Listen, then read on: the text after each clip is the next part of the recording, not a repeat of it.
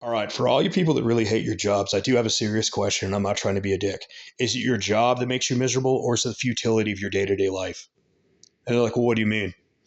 I see a lot of people that they've been told the same answer over and over again. And if you just make more money, this will solve all your problems. And that's anything but true.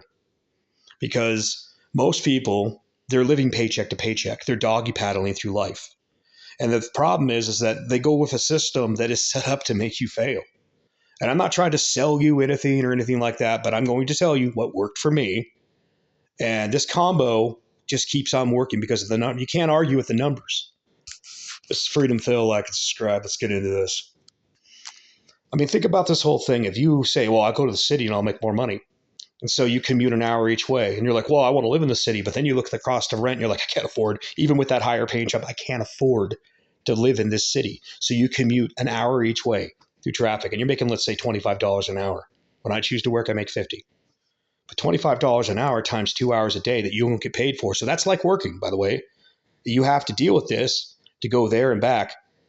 So $50 a day at $25 an hour, then put this times, 5 days a week, 250, 50 weeks a year, because, take off 2 weeks for vacation. And you're up, what is it, 12,500? That's how much you either didn't get paid just on your commuting time, or that you basically paid more for your housing situation. Now add up, if you were paying commuting over the course of your life on a 30-year mortgage, how much money that 12,500 would be. Yeah, it's no small number, is it? So that's the thing about it. And then you add on the cost of your car per month, your gas, your insurance, your own sanity. What's that worth? And it's a scam, commuting to work and whatnot. So no matter where you live, the cost of living generally rises to what you make. And the reason for that is, I don't know. It's just the world seeing what it can get out of you. I don't know. It's just the way life is. And people talk about the high cost of everything these days. Well, that's called inflation. And that happened because a bunch of people wanted a bunch of free money back in the day. And they still do. Everybody still wants that. So let's get down to some of the solutions. What have I done that has worked really good for me? And what's funny is people will say, well, if you're doing this, why this house you're in? I paid off this house years ago, back when I was 31. I just got done doing a remodel. I haven't bothered to work come April in 3 years, and I'm actually looking forward to going back to my usual chosen profession. And I want to give you the numbers of how I exist, because between one thing and the other, it's like a perfect harmony. And by the way, my industry is always looking for people. They're looking for people so bad that we got people coming from other countries. And I have no problem with this, by the way, because they show up and they work. Legal, they come over here legally and they do our jobs. They have to use like translator apps, but it's so desperate to find people that are willing to do the job. And I'm going to tell you, it's not a hard job. It's a long job, but you're really maximizing your profit and your time by doing it. So what's the combo? OTR trucking and van life. Van life? Why? Oh God, why would I do that? Well, because then you're not paying rent and utilities. You're not paying a mortgage, and you're able to stack your cash really quick. You can do van life without the trucking. But let me give you the reason why I like trucking. Trucking is an apartment on wheels. It's got a refrigerator. You got all the electricity you need. You got TVs. You got TV antennas. Some guys even have a little dish system because they got their sports shows they want to watch. And you don't even need to own a truck. Now, a lot of you would say I would never do that. And I'm fine with that because then it makes me more valuable than you. And the reason I'm more valuable is, do you understand how compound interest works? If you don't, go and say, take, let's just say however much your rent was last month. Put it into a compound interest calculator with 40 years and look at how much on just 8%, at 8%, because it's really 10%. Then you take out taxes and inflation. It's usually about 2%. Usually. This has been crazy inflation time. But you add it up and you look at how much money I'm saving right there and how much money that can make for me over the course of time. Anybody could do this.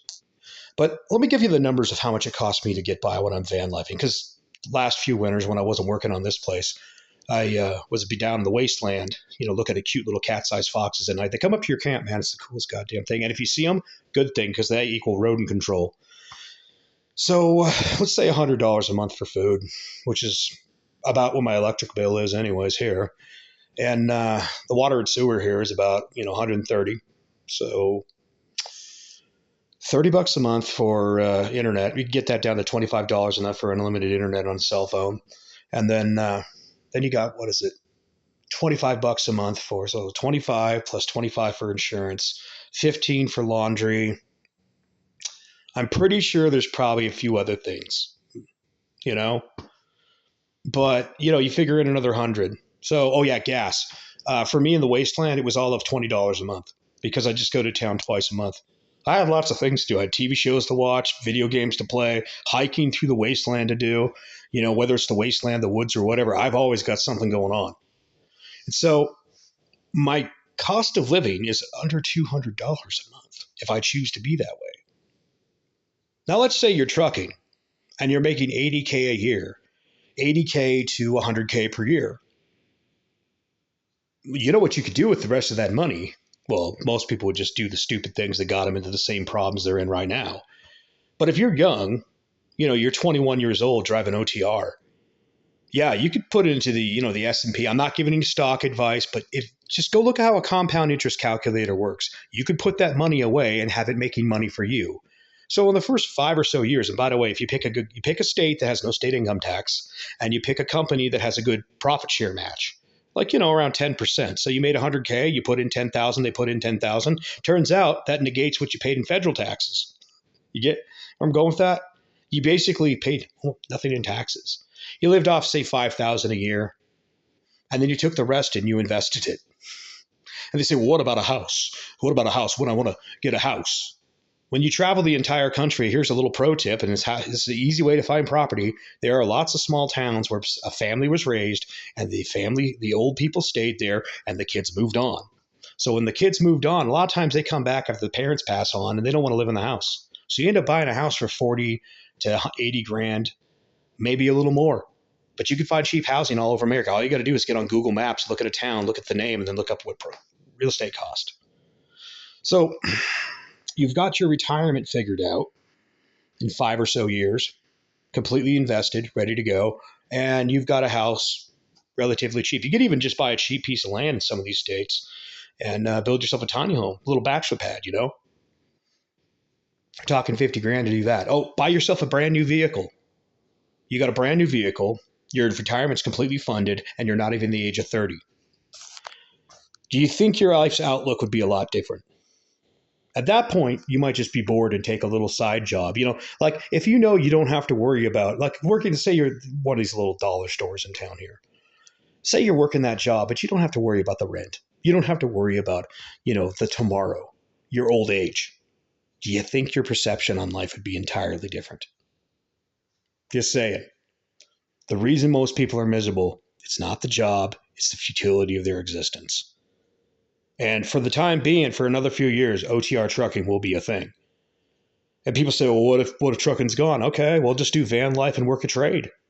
Live as cheap as possible. Live with your parents. Do what you got to do to save that cash, And then, don't play this game where you basically buy a bunch of stuff to impress a bunch of people that don't really care about you. But I don't know. I still see a lot of freedom and opportunity. And by the way, this is why I don't really buy into socialism, because if I can do better for myself than the system can do for me, why would I buy into a system that just wants me to work its entire life so it can exploit me to pay for bills that it never intends to pay to people of the future?